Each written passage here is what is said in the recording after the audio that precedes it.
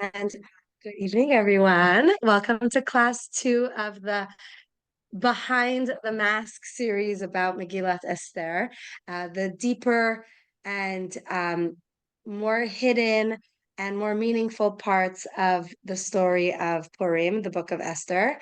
And for anyone who missed last class, it has not yet been uploaded online. It will be, God willing, but it has not yet been uploaded. So you'll be getting into the story in the middle of the story, but of course there's always enough context to understand and always lessons to learn, no matter which part of the story we're at. But for those who remember where we ended off last week, we ended off when there was a plot to kill the king.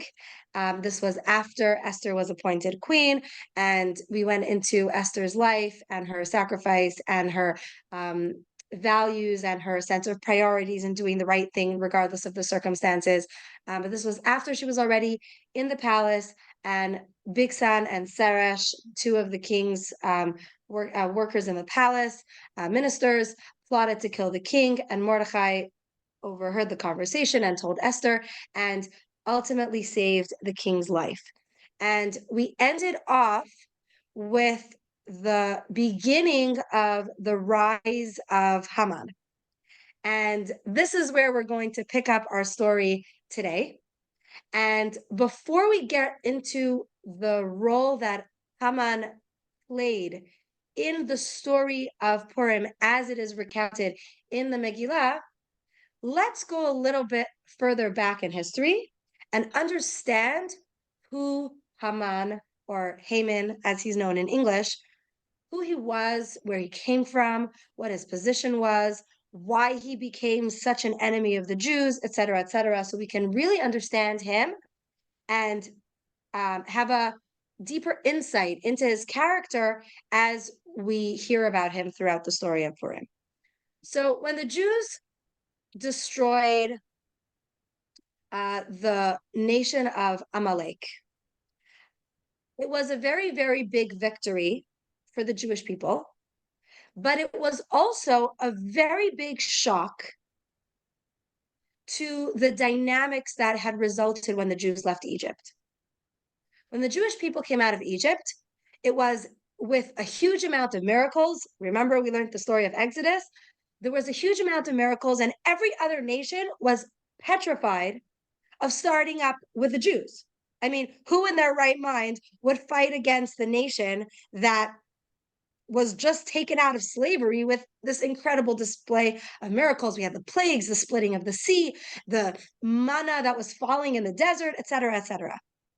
And the nation of Amalek were the first ones that started a fight with the Jews. And they waged war against the Jewish people. And they lost. But they opened the doorway for other enemies to fight against the Jews also. Kind of like if you have a boiling hot bathtub. If you stick your toe into the bath, you're going to get burnt, right? Now, the first toe that dips into the boiling water gets burnt. But it also cools off the water so that you could put the rest of your foot in. Amalek was that first toe.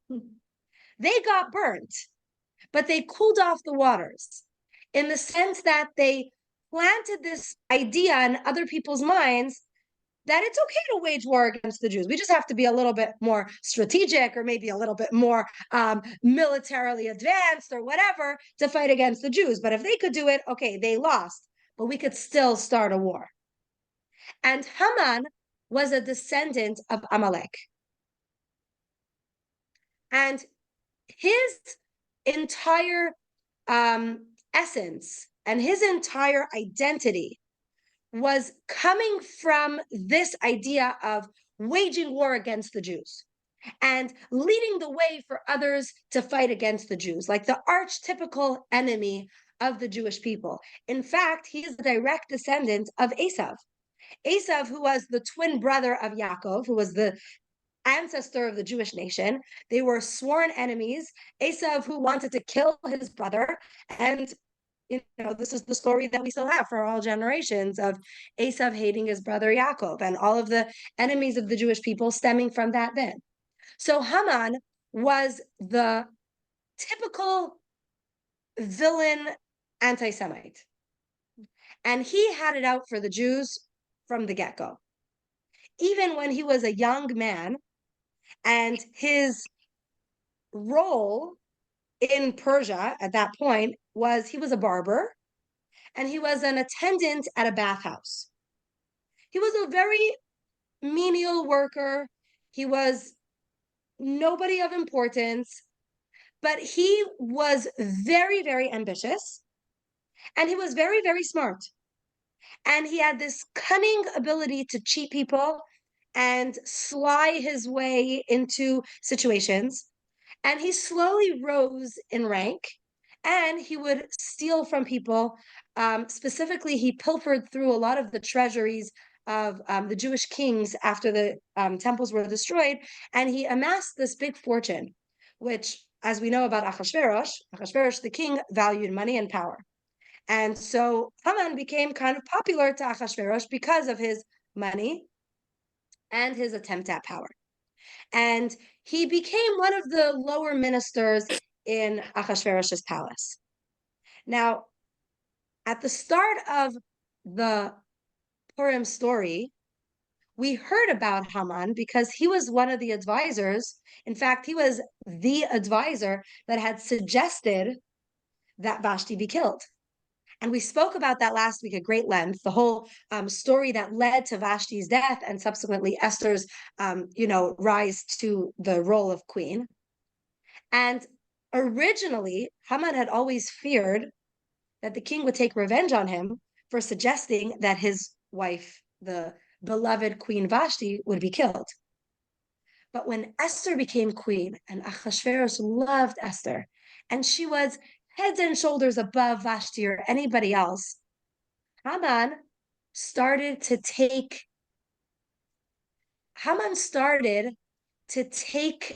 credit for Esther. And he started to tell Achashverosh, you see, because of me, Esther is your queen. If I wouldn't have advised you to kill Vashti, you would never have even met Esther. And slowly but surely, he wormed his way into a very, very high position in Achashverosh's court until he became Achashverosh's prime minister. And he became the prime minister of the empire. And he had a role that was second only to Achashverosh.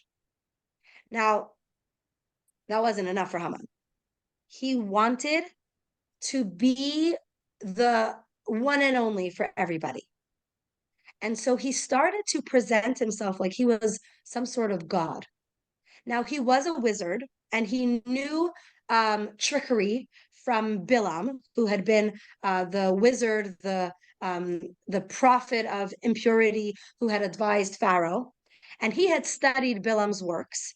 And he would perform these feats to the point that he was getting people to follow him almost like a cult. But he really wanted everyone to think that he was a god. And what does one do before a god? Prostrates himself. So he would walk around wearing an idol in the front of him and an idol in the back of him, with this triangular hat that was a symbol of idol worship. And that way, when anybody saw him, they would think that he was some god and they would bow down to him. And it became such a big deal to the point that the king made it a decree that anyone who sees Haman had to bow down. Now, that's a really big deal because typically in an empire, people only bow down to the king. But Haman had this magical energy about him that he convinced people to such an extent that they would do anything for him. And people were bowing to him. There was only one person who never bowed to Haman, and that was Mordechai. Now, Mordechai was also a minister in Ahasuerus' palace. And Mordechai was the head of the Jewish court. And as we know, Ahasuerus valued the Jewish court. In fact, the Sanhedrin, the Jewish court, would judge outside the palace. And this was, Mordechai had done this so that he could be in close proximity to Esther. But Mordechai refused to bow to Haman. Now, Haman knew why Mordechai was doing this. And at the beginning, he didn't say anything about it. But slowly, other ministers and other people in the court started telling Haman, have you seen? Mordechai refuses to bow to you. And it became such a big deal that Haman put it to the test. And Haman walks towards Mordechai. And the law was that if you see Haman, you need to bow down. And not only that, Haman had erected in the courtyard of the king's palace a statue of his likeness, and you had to bow to that also.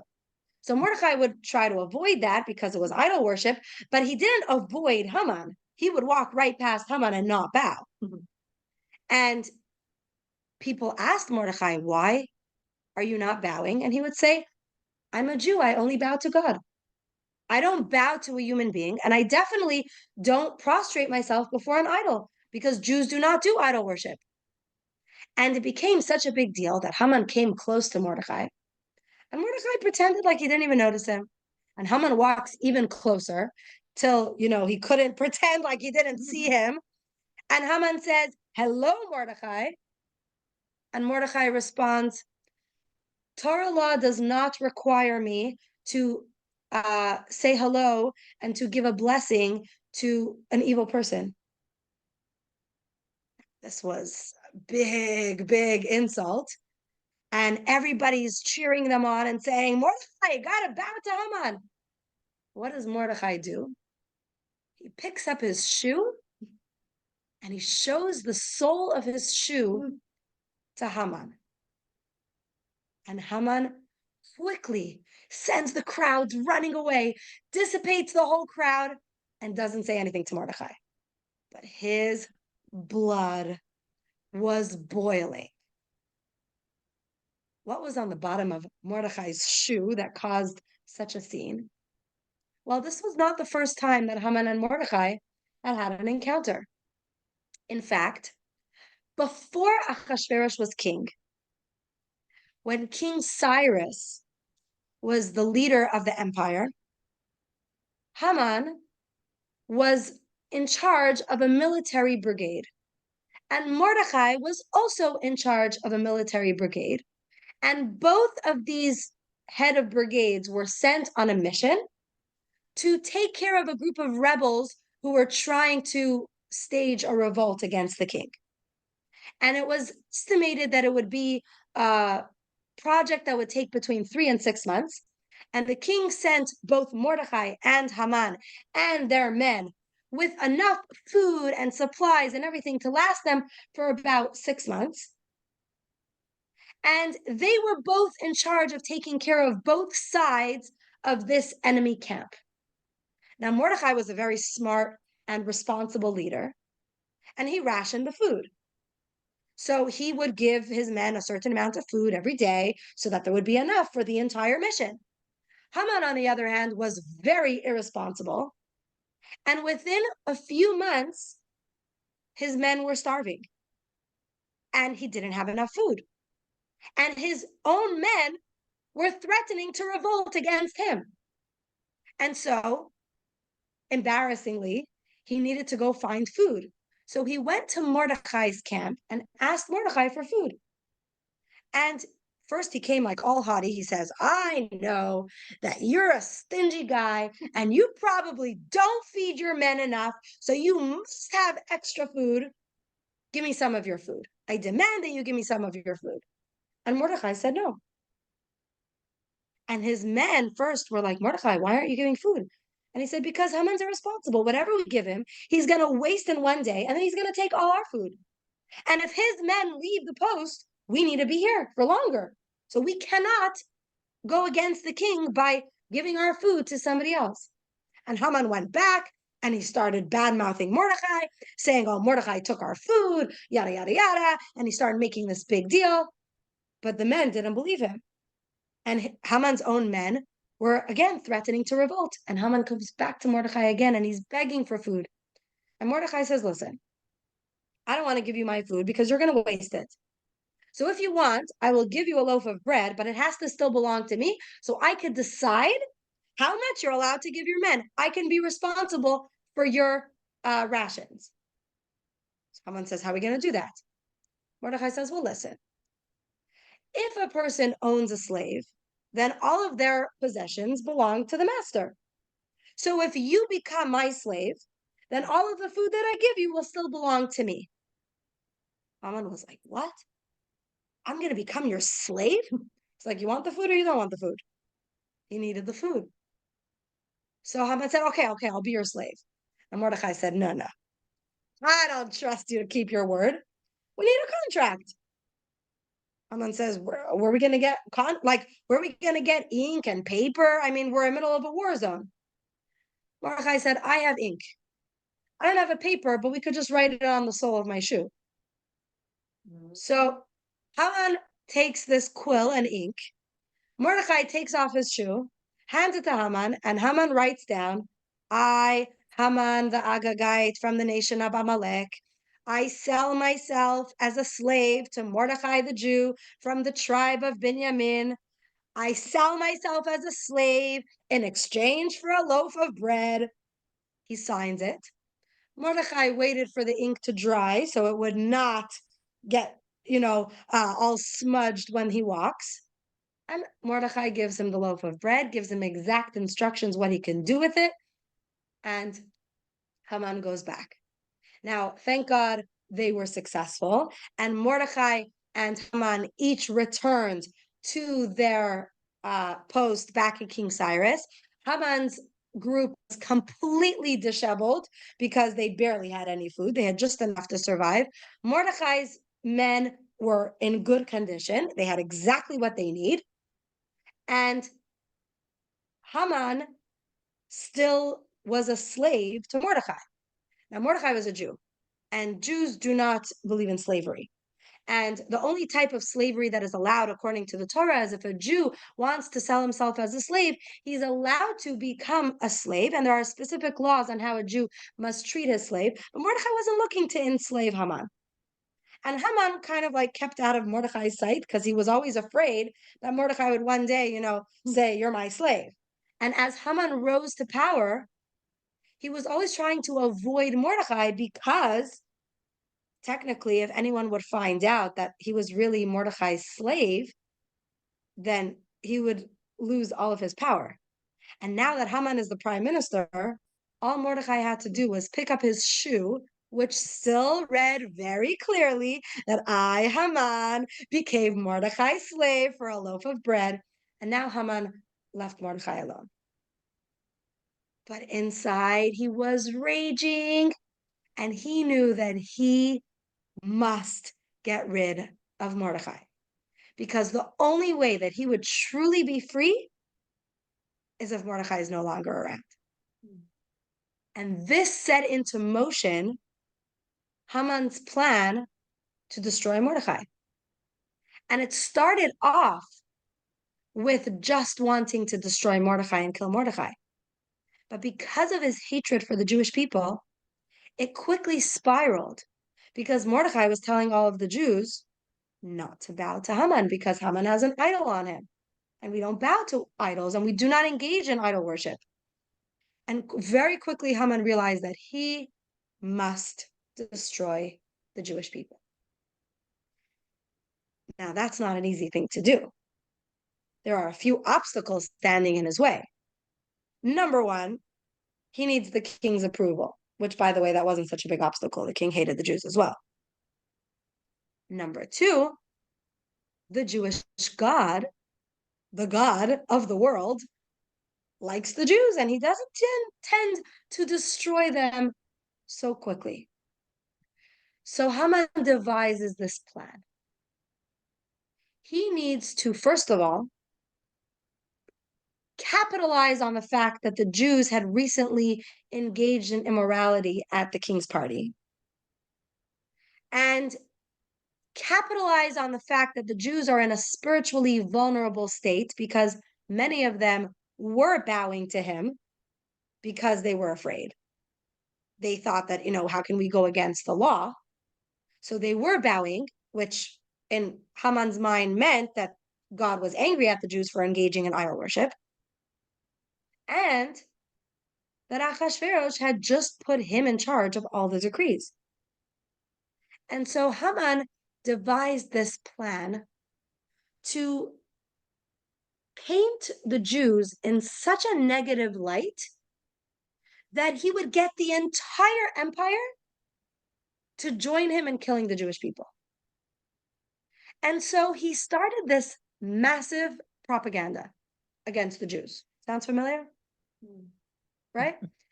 What is his propaganda? He starts talking bad about this nation. There's this nation, he doesn't say who it is, this minority that's threatening the empire because they speak their own language and they keep their own rituals and they don't follow the law of the land. And they're spread out among the entire empire, that they kind of like infiltrated into every nation, and they are a threat to every single nation in the empire. Now, there are 127 nations in the empire. So if there's one minority group that's a threat to every single nation, that's very scary. And he comes to the king and he tells the king that there's this one minority group that is very, very dangerous to your empire. And because they're spread out everywhere, they can easily start a revolution and they can get everyone from every nation on their side. And not only that, because they're spread out over every nation, if we get every nation on board, they'll be so easy to destroy. So here's the plan. We need to destroy this nation. Now, Achashverosh was on board. He said, no problem. Now, Haman says, I have a lot of money. I'm going to use my money for this operation. I'm very, very wealthy. It won't cost the king a penny. All I need is the king's ring, which is used to sign all the decrees, so that I could make decrees and use the king's ring. Achashverosh says, you know what? You don't have to use your own money. I have plenty of my own. Remember the party? He had plenty of his own money. You can use my money, no problem. And here's the ring. But we need to be smart. So we need to plan exactly when you're going to do this. Haman says, don't worry, I have a plan. What does he do? He makes Purim. Now, the holiday of Purim is the Persian word for lots. Lots. Like raffles. Like when you put a bunch of things into a hat and you pick out a lot. What is he going to decide with these lots? Which day would be the best day to destroy the Jews? Now remember, Haman held himself as some sort of wizard. He considered himself a magician who understood the dark arts and who had studied Bilam's literature and Bilam's magic. And he felt that he would be able to understand the alignment of the stars, etc., all of this, we say in Yiddish, the hakachainik, which is basically nonsense. And he was going to use all of this, which some of it was true. He did have a lot of knowledge of the zodiac signs and all of that. For anyone who comes to the Rosh Chodesh morning class, when we do the Rosh Chodesh class, when we discuss the zodiac signs of each month. And he was casting these lots. But first he had to see which month is a bad month for Jews. So he started with Nisan. Nisan is the first month in the Jewish calendar, according to the months of the Torah. Terrible time to try to kill the Jews. That's the month that the Jews were released from Egypt. That's the month of the Exodus. Iyar, no, that's when the Jews were in the desert, protected by God. Sivan, definitely not. I mean, the Jews got the Torah then. He goes through every month. And he finally lands on Adar. Adar is the perfect month. That's when Moshe Rabbeinu, died. It must be a terrible month if the leader of the Jewish people died in that month. Now, what day of the month should we do? So he cast lots and he came out with the number 13. 13th day in the month of Adar, that's the perfect day to destroy the Jews. He comes to the king, he says, Your Majesty, King Achashverosh, I found the perfect day. Really? What's so perfect about it? Oh, this is the 13th day, and there's a whole numerical value of why 13th is bad luck, etc., which is, by the way, in the world, 13 is a number associated with bad luck. It's not a Jewish concept, but it stems from ancient mythology that Haman ascribed to as well, that 13th would be a bad luck day, which for him would be great luck. And Adar is the month when Moshe Rabbeinu passed away. Achashverosh says, No problem. I support you. Great job, my dear prime minister. Here's my ring. Send out the decree. Now, the royal decree was sent out, signed by the king himself, because Achashverosh gave Haman this ability to sign. And the decree was sent out in 2 stages. First, there were letters that were sent out to every single city in the entire empire with this very, very big, important new information. There is a nation that is spread out among the empire.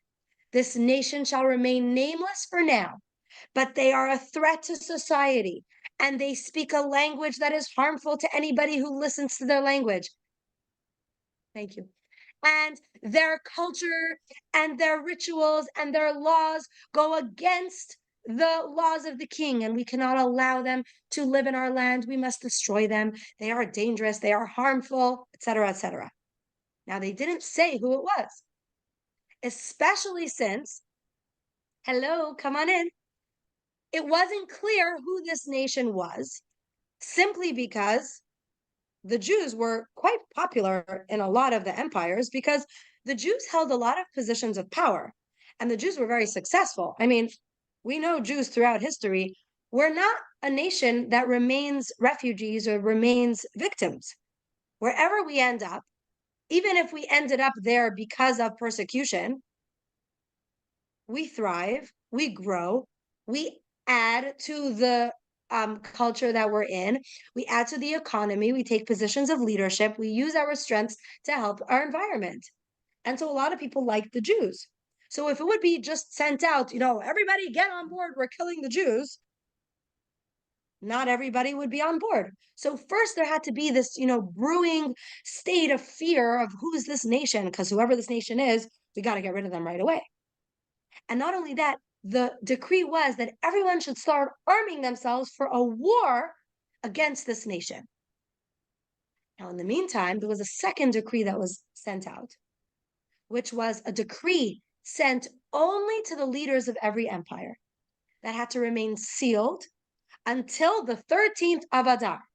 And on the 13th of Adar, you will open up this memo and you will know who you should kill. So in the meantime, prepare for war. And on the 13th of Adar, you're going to find out who you should kill. Now, this was in the beginning of the month of Nisan, which means that it was almost an entire year of preparing with fear and arming themselves. Like, I don't know if anybody here is like a doomsday prepper. That's definitely not a Jewish concept because we believe in God. And people who are, preparing for the worst and preparing for the end of the world, that's what people were doing, gathering arms and preparing to fight. And for so long, they were going to prepare to fight that by the time they would be told who you should kill, they would go do anything. And that was Haman's plan. And the entire nation was in a state of chaos. But Haman and Achashverosh were celebrating because Achashverosh also wanted to get rid of the Jews. If the Jews are destroyed, then there's no chance of the rebuilding of the temple in Jerusalem, and his empire will reign supreme forever. Achashverosh wanted the end of the Jews. And now he has Haman to take care of it for him. This was perfect. The entire empire was in a state of frenzy. Everybody was preparing for war. And every minority group was afraid that the decree was about them. So it caused this tremendous state of anxiety and fear, and everybody was turbulent. It was crazy. The only ones who knew exactly what was going on were the Jews, because they knew that Haman was a sworn enemy of Mordechai and a rabid anti-Semite, and who else would he want to kill but the Jews? And so Mordechai right away rallied the Jewish people to a time of prayer, to start praying to God, to start repenting, to start doing the right thing, to change their ways, to believe in God, to do what was right. And for the Jews, this year-long decree period would serve as a time for them to do teshuvah, for them to return to God, for them to repent from their immorality and to return to the ways of the Torah and to start doing the right thing and rebuilding their connection with God. So what Haman perceived as something terrible was in fact the biggest blessing for the Jews.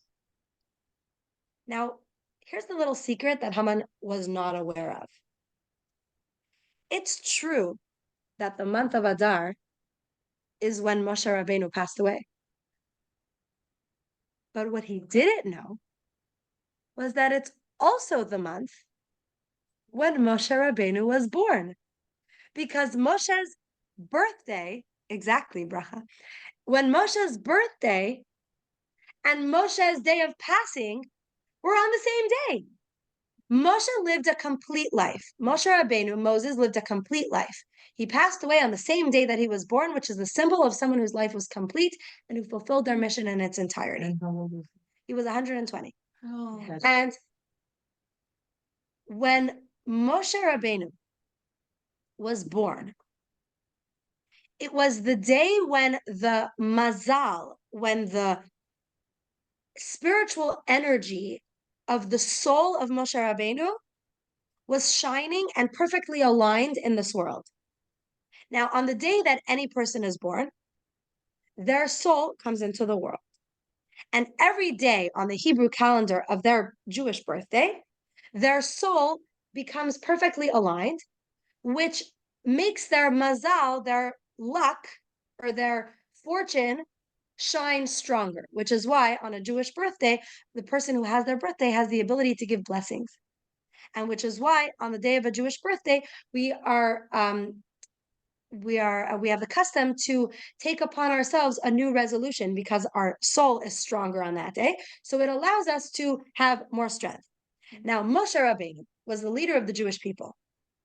And he had a unique soul in that his soul was a neshama klali, which means a general soul that encompassed the soul of every Jew. Which means that on the birth of Moshe Rabbeinu, the soul of every single Jew shines strongly. Now, because it is such a powerful day, the entire month is a fortuitous month. The month of Adar is such a strong month for the Jewish people. Now, Haman was unaware of all of that. And what he was thinking was that it's a bad month and it's the perfect time to kill the Jews because Moses died on that day. But in reality, it was a month that is a perfect time for the Jews to have good luck and good fortune because Moshe Rabbeinu was born on that day.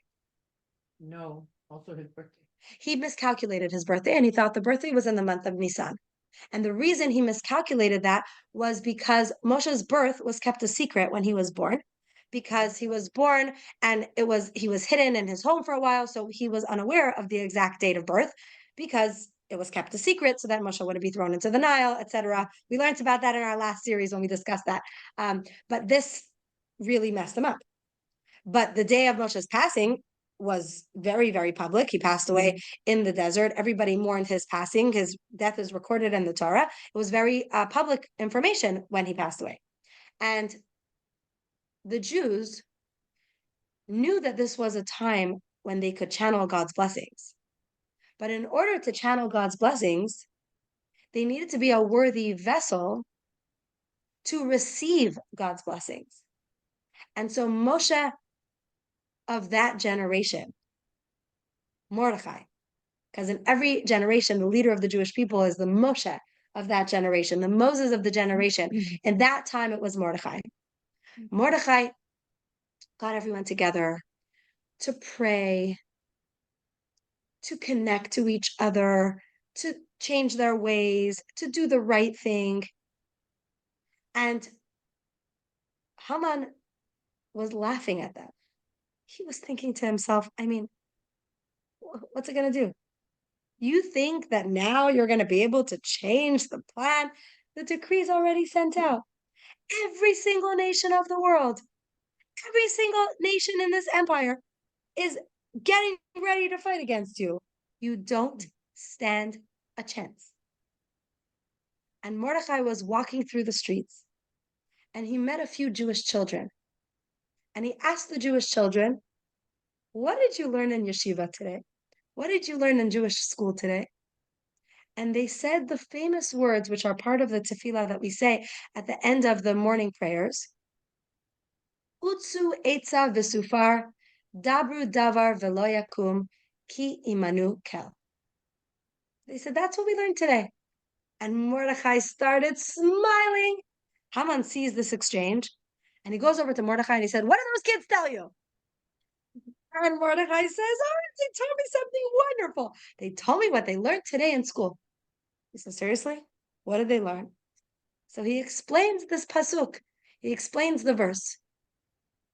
Utsu etza v'sufar, dabru davar v'lo yakum. People can make plans, but they will all be dismantled.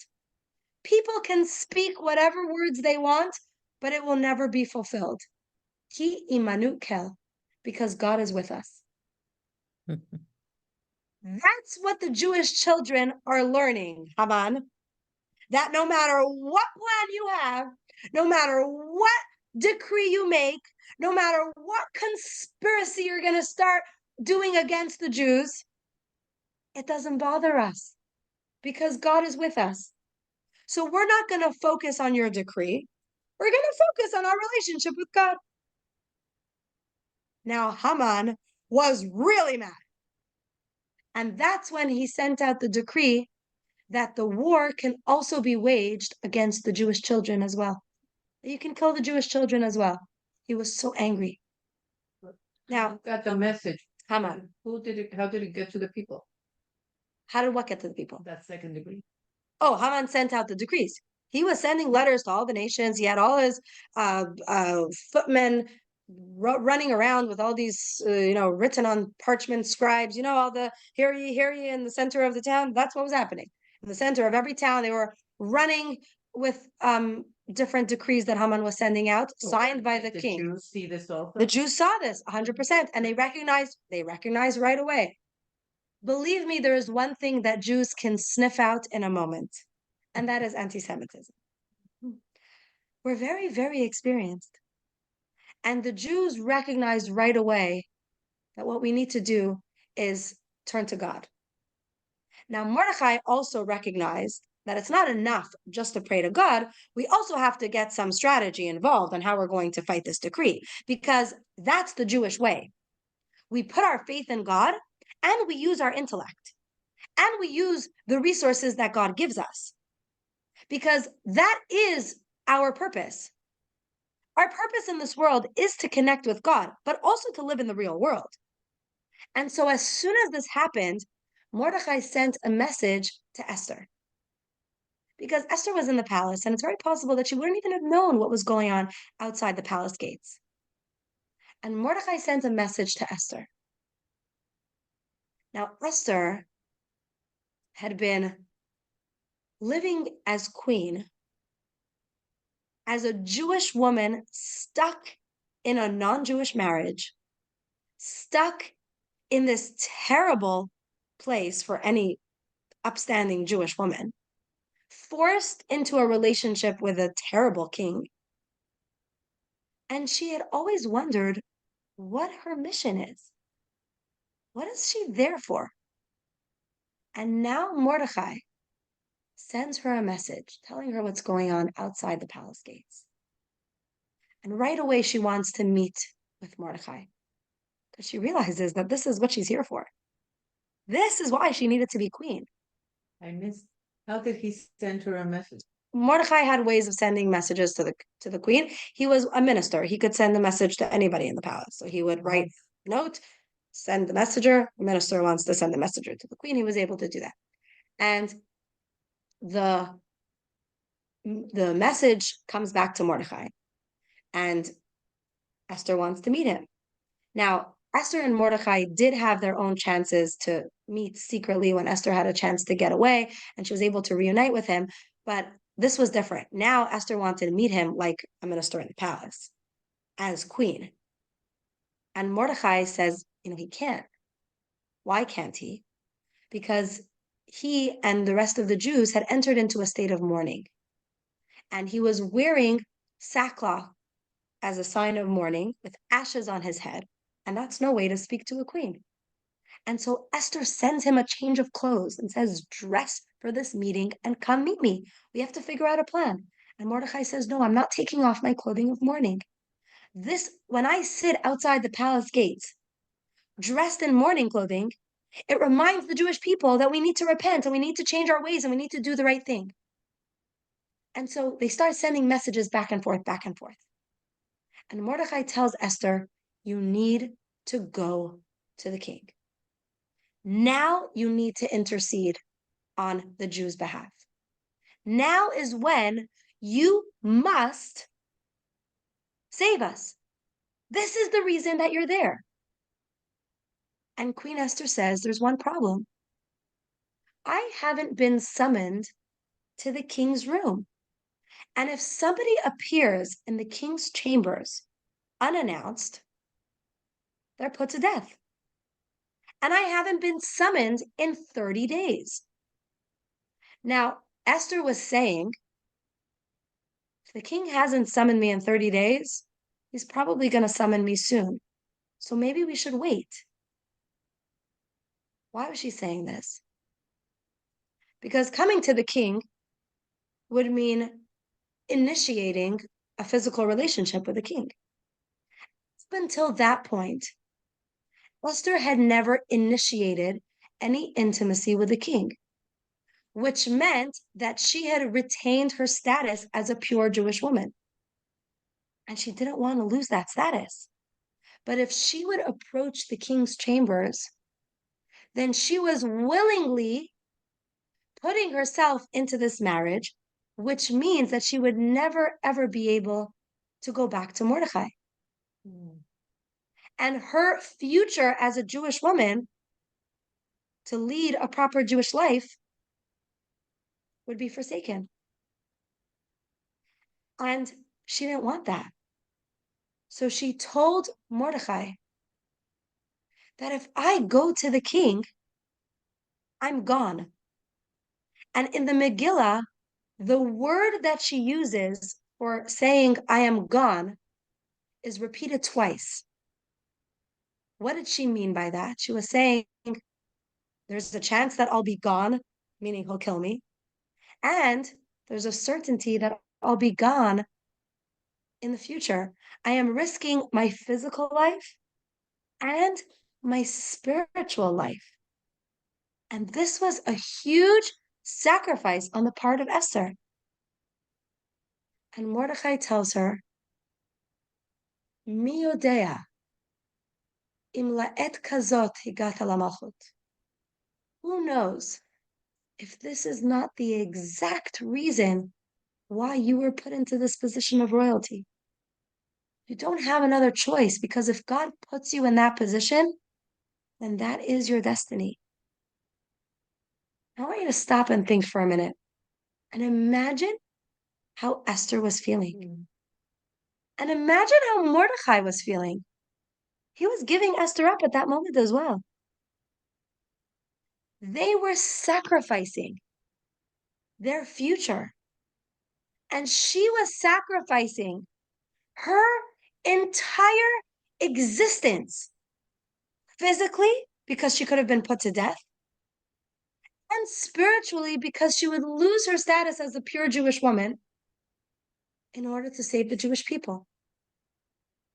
But she agrees, because this is her destiny. And before we even get further into the story, let's just take that lesson for ourselves. Wherever we are is where God needs us to be. And wherever we are, if there is an opportunity to do good for someone else, that is not only a nice thing for us to do, that is exactly what we must do. Because who knows if that's the entire reason God put you there in the first place. There is a saying that the Baal Shem Tov said, the founder of the Hasidic movement. He said that for 70 or 80 years, a soul can be alive in this world. A person can be alive for 70 or 80 years just to do one favor for another person. What does that mean? That an entire lifetime is worth it just to do one favor for another person. Because God puts us in this world with a mission. We don't know how long it's going to take for us to do our mission. We don't know how many missions we have in this world, but we know that God put us here for a purpose. And whatever scenario and whatever circumstance we find ourselves in, if there is a chance that we could do good for someone else, we must take that chance. We must use that opportunity, even if it requires sacrifice, because that's what God needs of us. And that's what we learned from Esther. Now, that's a tall order. That's why not all of us were Queen Esther, let's just say, right? But it's something to aspire to. It's something to look up to and to put in our minds as the role model of who we want to be. Because Queen Esther, I mean, she's heroic. She is the epitome of what a Jewish woman stands for. I mean, it's no coincidence that every little girl wants to dress up on Purim as Queen Esther. Listen, I have 3 girls. I have 2 of them who are choosing Purim costumes. My daughter is dressing up like Queen Esther. My second daughter, she wants to be a bride. So they're going to be in good company. My baby, I could still dress in whatever I want. I still get to choose, because Purim is a time when we dress up as costumes. Why do we want to dress like Queen Esther? Why do we want to be Queen Esther? Because she's such a role model to us. This is something that we can look up to, that she sacrificed everything because this was her destiny, and she recognized that if God put her in that position, then this is where she belongs. And then this is what she must do. And she realized that God must protect her. And so she sends Mordecai a message. Yes. No, but in I guess in her conversations, because you mentioned that she might not even know what was going on in the outside world. But did she know about the decree that he had for the Jews? So she knew about the decree. She didn't know the extent of it. A lot of times when somebody's living in the palace, they're very sheltered from the outside world. And she was quite sheltered from what was going on outside, because she didn't go to parties. She didn't host people from the outside. She was very modest. She kept to herself. She didn't, hang out in society. She wasn't a queen who was, very hoity-toity, socializing. She wasn't that socialite. She wasn't doing all these things because she was very modest. So she knew about a decree because, she lived in the palace. She heard about it, but she didn't know the extent of it, which is why Mordecai told her. Once she found out, that's it. She was ready to hit the ground running. Now, Esther wanted to have all of the Jews' merit escorting her as she came to the palace. And so she instructed Mordechai and the Jewish people to fast, to pray and to fast for 3 days. And she said, I am going to fast as well. And all of the Jews should fast on my behalf. Now, there is a slight misconception. And this is the misconception. The day before Purim, we have a fast. It is the fast of Esther. It is called the fast of Esther to remember that Esther fasted. But the day that we fast is not the day that Esther fasted. The day that we fast is the day that the Jews went out to war, eventually, which is the day before Purim, the day of the 13th of Adar. That's when we fast, because that's when the Jews ultimately fought and were victorious. Spoiler for the end of the story. But when Esther was fasting, it was actually Passover. It was Seder night. And this was a very unique situation because on Pesach, we don't fast. We have a feast, we eat matzah and everything. And Esther instructed the Jews, and Mordechai instructed the Jews on Esther's behalf to fast on Passover. And this was not typical. And in fact, halachically, you're not allowed to fast on Pesach or on any Jewish holiday. But it was after Adar. It was Nisan. This was Nisan. This was the beginning. We started. Well, the decree was in the beginning of Nisan. Yeah. And it was going to be a year later, So almost a year later in Adar. So it was right away within those 2 weeks. Yeah. And the halachic exception was given to fast on Pesach because it is okay to fast on Pesach in order to ensure that we have many more Pesachs in the future. So fasting this Passover would ensure that there would be Jews to celebrate Passover for all the years to come. But this was a very unique situation. And the Jews were fasting, and after 3 days, Esther comes to the royal chamber of the king. Now, you can imagine that after 3 days of fasting, she didn't exactly look her best. I mean, you fast for 3 days. She was very weak. And yet, the Megillah describes that she came to the king dressed in beauty. And our sages tell us that it wasn't physical beauty. She was draped in God's presence. The Shekhinah was around her, and she was flanked by angels. And she approached the king's chamber, and she's standing at the door of Achashverosh's private chamber. And this is the moment. This is the moment that she sacrificed everything. And we have so much to be grateful to her for the fact that she sacrificed her spiritual future in order to save us so that we can sit here in a synagogue or on your living room couches learning the story, celebrating our Judaism proudly. And she came to the king and she knew that there's a chance that she would be put to death because it's against the law to approach the king's private chamber without a summons. Now, there is only one chance of being pardoned, and that is if the king extends his royal scepter, then the visitor, the uninvited guest, would be welcomed in. And honestly, at first, Achashverosh was not ready to extend the royal scepter because he had not summoned his queen. And from past experiences, Achashverosh does not appreciate queens who do whatever they want. Remember Vashti? But with divine intervention, the angels pushed Achashverosh's arm forward, and he extended the scepter. And as soon as he did that, right away, her life was spared. She was invited in, and Achashverosh recognized that there's something going on with his queen. And he was curious. Maybe now she'll finally tell me who she is.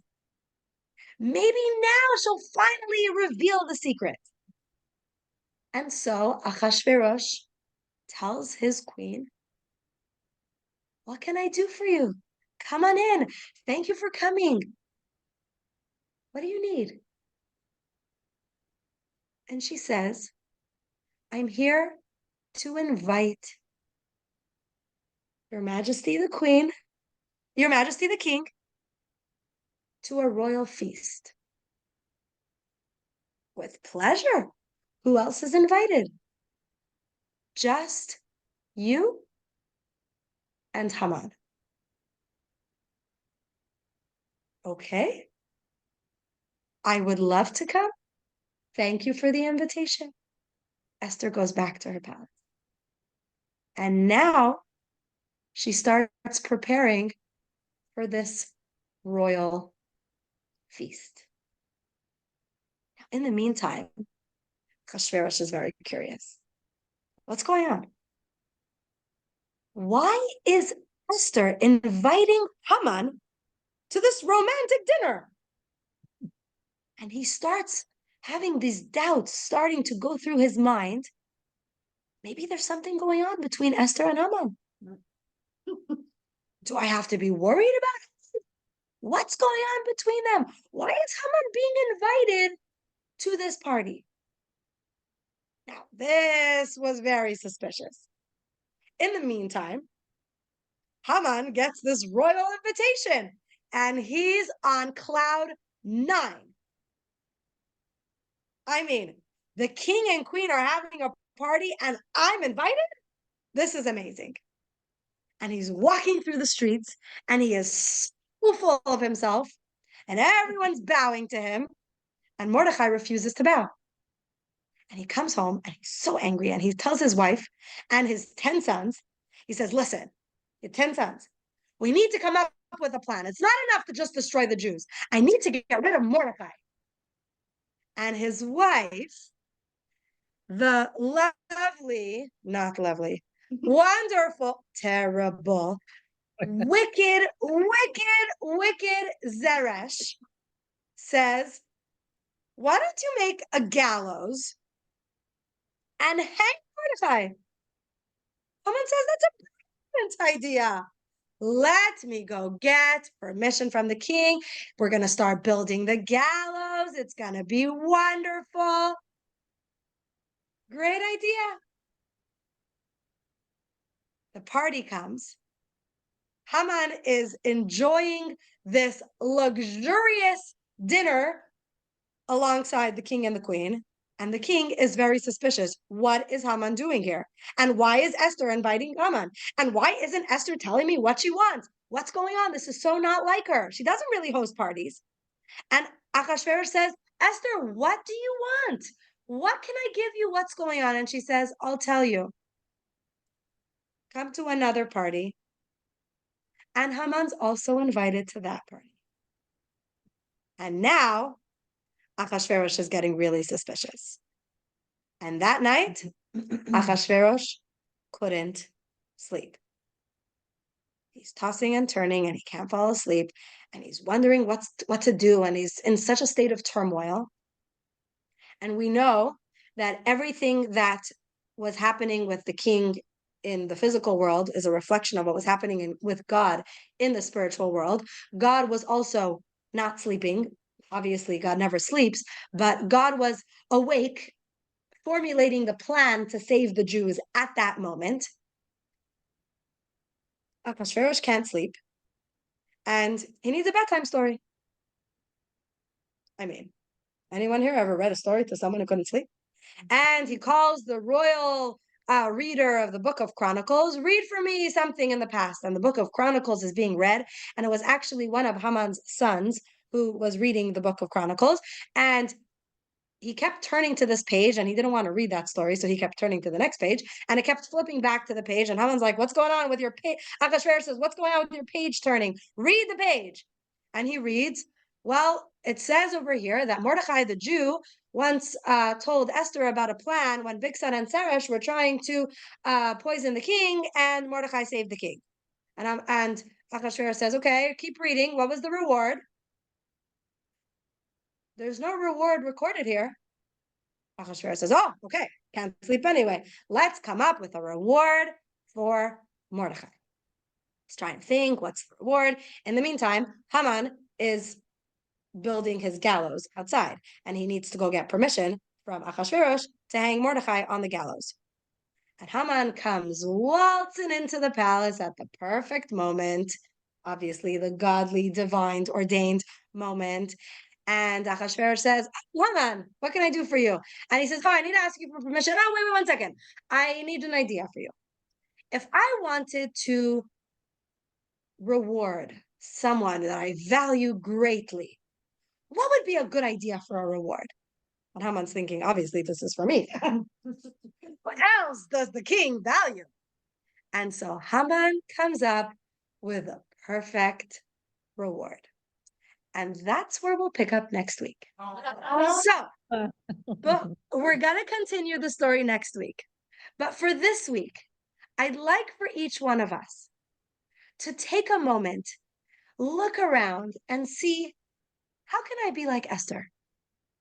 What situation am I in that God needs me to do something right now? And to be like Esther in that moment. Anybody have anything to share? Any time that they've recently felt like they needed to be a Esther? In the past, okay. For 10 years. Wow. You were definitely the Queen Esther of that story. At that time. The doctor told me to. Wow. And that's an impressive choice that you made. That's But really, I really have special. to do now because my mom passed away. So I need other. There will always be moments in your life when you can be a Queen Esther. That is beautiful. Anybody else? Questions. Yes. If anyone wants to answer that. Okay. Hold your question for a minute. I always tell my students, write it down if you think you'll forget it. Anybody else had a moment that they were an Esther? Those of you on Zoom, you're welcome to unmute yourself. A lot of moments, but it'll take too long to explain. But it's several Okay, well, moments. think of those moments then. And think of moments in the future when you can be Esther. When there's a moment when you are the one who can do something, take some sacrifice, but you can be the Esther of that moment. Laura, you unmuted yourself. You wanted to share something? No, that was by accident. Oh, well, you can still share something if you like. I'm good. But yes, Susie, ask your question. That's from earlier. So part about the bread and the shoe, is that in the Megillah or that's like Mikra? That's a really good question. So that part of the story took place before the Megillah was written, meaning it took place before the start of the reign of Achashverosh. So it's not written in the Megillah. It is brought down in the commentaries, though, because when in the Megillah it says that Mordechai refused to bow and he stood straight, and the fact on the commentaries that talk about the fact that he didn't bow, the commentaries expound on why he was able to get away with not bowing. Then why did Mordecai, if it wasn't a thing to have a slave, why did he choose to make that the arrangement? Like because he wanted to be able to control the food that Haman was giving his men. And the only way that Haman would allow him to control him is if he was his master. Because Haman was very haughty and very irresponsible, and he squandered everything that he had. So the only way to make it possible for him to control him was if he was a slave, because then by law, Mordechai was allowed to dictate everything. And Haman didn't have a choice, so he said yes. I saw something today, a video in Gaza about like the food that like America was dropping in Gaza, and they showed Ship dropping? yeah, and they showed someone taking it and like criticizing America, saying this is disgusting and throwing it out, And they were saying they're starving, but I have a lot to say on the subject, not necessarily the topic for now. but it made me think of But that. yes, definitely. Like, But I will remind everyone of something. If somebody, and I'm not denying the fact that there is a huge crisis going on in Gaza. There is. There's a huge crisis. It's terrible. And it's Hamas's fault. That's just the reality. The world their is fault. recognizing that. But if somebody wants to be a victim, they will always find ways to remain a victim, even when they're being helped. And Yeah. it suits their narrative to remain victims. And so they will not allow themselves to be helped. Now, there are many helpless people right now because the higher ups are forcing the civilians to remain victims. And that is terribly tragic. But if somebody wants to portray themselves as a victim, they will always remain so. There's a reason why Gaza right now is fourth generation refugees. Have you ever heard of such a thing? Fourth generation refugees?